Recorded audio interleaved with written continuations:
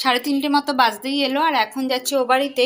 আজকে এত লেট করে কেন যাচ্ছি বলছি, আজকে আজকে ও বাড়িতে খাওয়া দাওয়া আমাদের সবার। তো পিসি আর বাবা চলে গেছে অনেক আগেই, ওদের মনে হয় খাওয়া হয়ে গেছে, পিসির তো খাওয়া হয়েই গেছে মনে হয়। আমি আর মা এখনো যাইনি। তবে এই যে আমি রেডি হয়ে গিয়েছি, এবার আমি যাব।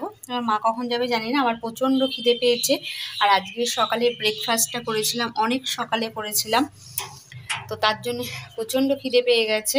আরও আগে যেতাম, কিন্তু সেলাই করছিলাম, ভাবলাম যে সেলাইটা কমপ্লিট করব, তো কমপ্লিট হলো না, দেখি সন্ধেবেলায়।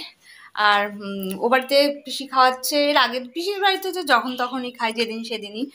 তো আজকে সবাইকে খাওয়াচ্ছে, কেননা কালকে তো পিসি চলে যাবে, মানে মেজো পিসি কালকে চলে যাবে বাড়িতে। তো কালকে সকালেই চলে যাবে, কালকে তো রবিবার, নিরামিষই খাচ্ছে। আর পিসির বাড়িতে তো নিরামিষই হয়, আর নিরামিষ হয়, অনেক পদ হয়, অনেক অনেক, ইচ্ছাও করে না অত খেতে।